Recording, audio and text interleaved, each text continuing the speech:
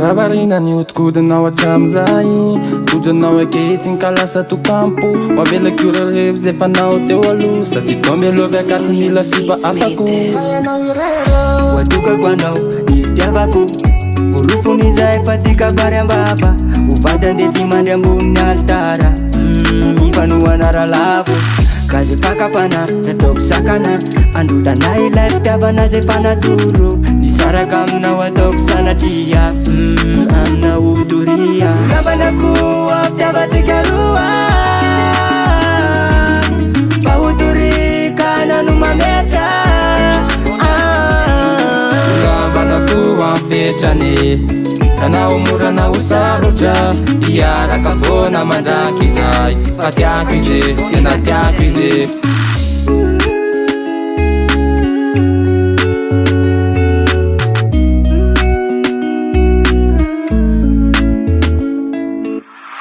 enao nilaiko andotorotsy ay raha tojo aretinaka tsy mahita tory de lay fijerinao miangolangola mifetsika amidoladola mampitony lay fanahitainako kafafao amizay yo le fisalasalana hoe aiza ihany bebe noia farany watokako anao lay fitiavako azamanay na yara-dalana na yara-sambatrana mbola tsay am'zay hoapsikaro aleako zay retraretra misy anao nay zanay lay fisalasalana bebe aiza ihany ihany noia farana namanako afitiavatsika roa mba hodorika nano mametra